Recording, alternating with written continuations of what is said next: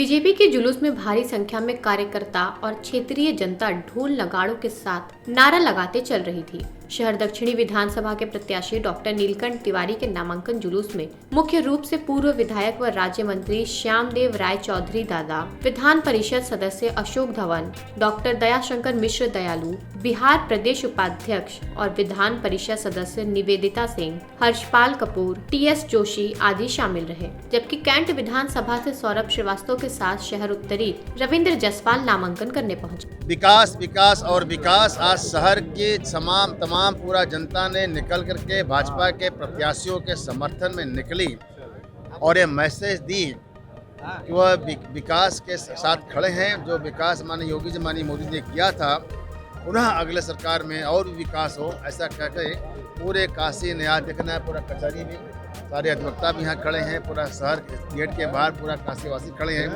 वो विकास के समर्थन और संबल प्रदान करने आई है। हमने 18 महीने से हमने मुफ्त में अनाज बांटा, हमने लोगों के लिए आय के साधन बढ़ाया, हमने लोगों के लिए भारत का जो हमारा आर्थिक रेशियो वो बढ़ाया, हमने 4.5 लाख नौकरी दिया। विपक्ष का काम ही है कि कुछ न कुछ कहना। कोई रावण का अगर अनुयायी है तब क्या कर सकते हैं, वो राम कहाँ पूजा करेगा। वहीं शिवपुर विधानसभा से अनिल राजभर भी नामांकन करने पहुंचे। सभी सम्मानित, विशेष तौर पे युवाओं का, अपनी माँ बहनों का, अपने सम्मानित बुजुर्गों का, किसानों का जो भारी समर्थन।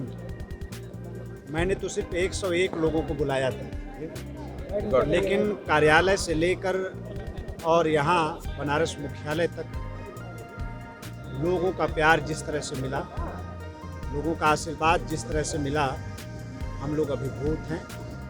और उसके आधार पर मैं कह सकता हूँ कि बाकी लोग 3, 4, 5 नंबर की लड़ाई आपस में लड़ रहे होंगे, भारतीय जनता पार्टी की जीत आज ही सुनिश्चित होगी। मनोबल गिरा हुआ है। मैं कह रहा हूँ कि जमानत जब्त होगी, वो कह रहे हैं अच्छी लड़ाई होगी। असल में क्या है कि कौन जाने वाला है, ये पूर्वांचल और उत्तर प्रदेश की सम्मानित जनता बहुत अच्छे तरीके से जानती है। कोई बात नहीं, चुनाव आयोग अपने तरीके से देखेगा। जनता जब मौका मिलता है तो नेताओं को आईना दिखाती है, जो समाज को धोखा देते हैं, जो महान महापुरुषों के सम्मान के साथ, राष्ट्रवीर महाराजा सुहेलदेव राजभर जैसे महापुरुष के सम्मान के साथ जो लोग समझौता करते हैं, जो सिर्फ घर परिवार बेटा बेटी की राजनीति करते हैं, ऐसे लोगों को जनता जब मौका मिलता है तो आईना देती है। इस बार चुनाव जीत को लेकर कितने आश्वस्त हैं? अभी तो ये शुरुआत है।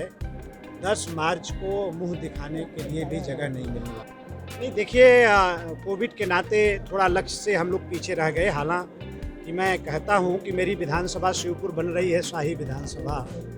दुनिया स्तर की सड़कें हमारी विधानसभा में बन गई पूज्य मोदी जी के आशीर्वाद से।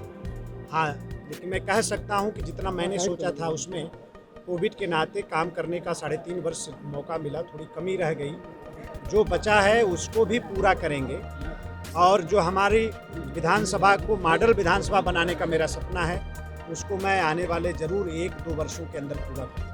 भाजपा के पिंडरा विधानसभा से नामांकन के लिए पहुंचे अवधेश सिंह ने भी मीडिया से बात की।